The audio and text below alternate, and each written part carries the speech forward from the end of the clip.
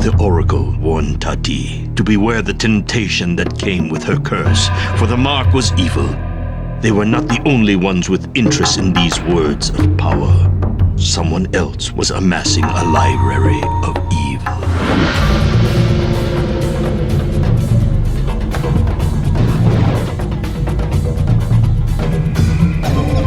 The way Rise of the Kasai is set up, it's sort of a prequel and a sequel. Rise of the Kasai can really stand on its own. You don't need to have played Mark of Kree to understand it or enjoy it.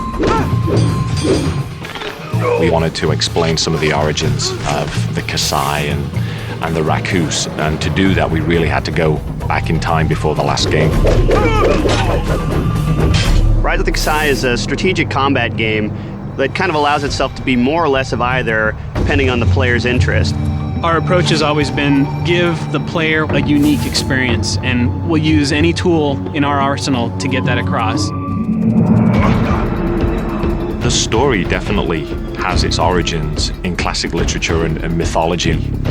We're following Rao, who was the hero from the first game, and his little sister, who was an annoying 10-year-old in the last game, is now a 20-year-old warrior who's pissed off at the world.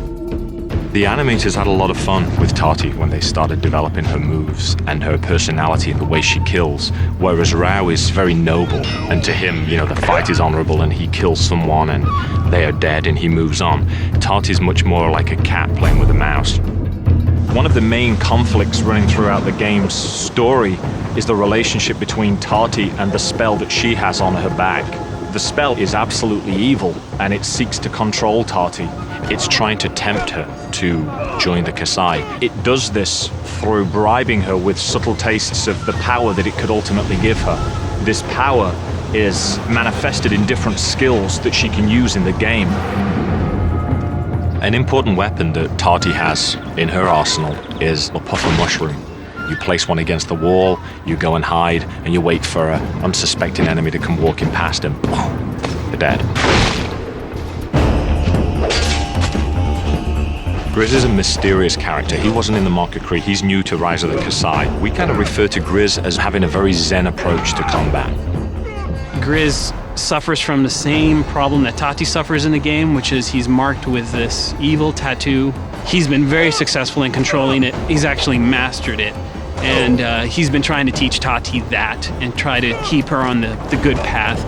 Bamusu is the most boisterous of the four. He's a big guy that just loves to fight. And he'll laugh while he's doing it, and he enjoys it. He is noble as Rao, but just gets a kick out of it.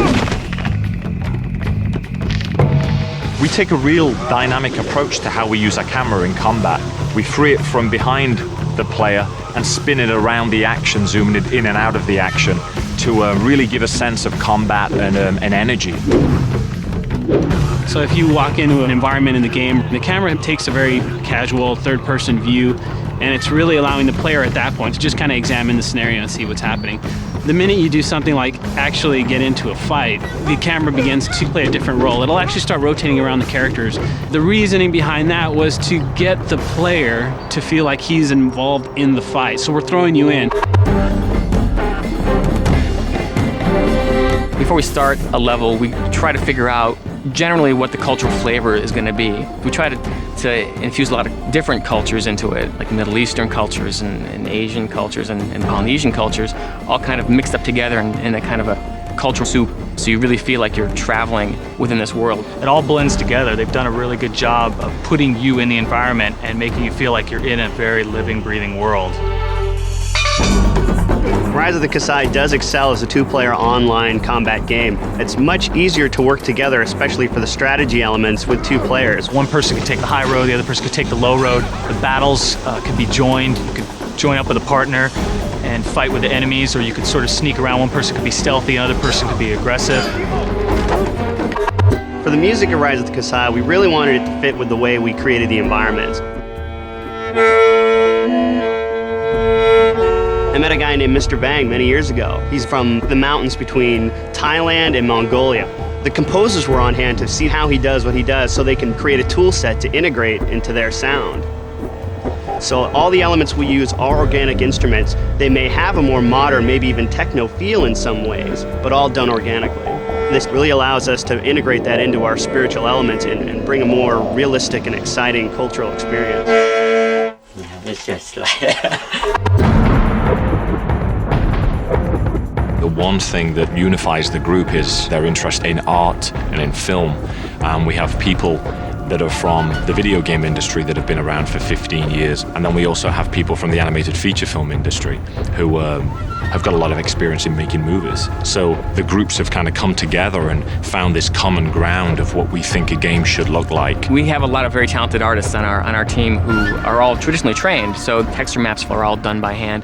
That lends more to the organic sense about these levels. It's all just coming out of the mind of the artist and the talent of the artist. They've got a great animation style that goes into the combat, and when you see it in action, it looks almost like a ballet. They've got a great sense of timing that they translate from the animation to the actual player, where you feel in combat you're almost dancing around, but you're dancing around in sort of a brutal, quick way.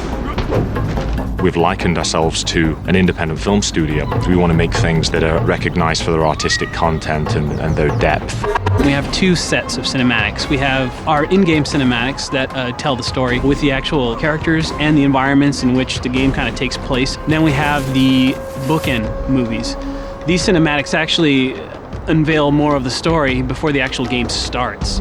The whole style of these movies is a little bit more unique. It's almost like a living comic book, or, you know, if you were to see a Japanese print or a Chinese print sort of come to life, you know, sort of rice paper backgrounds and big black sumi brush and watercolor sort of thing. We'll experiment a lot and try different techniques, different avenues, just to keep people entertained.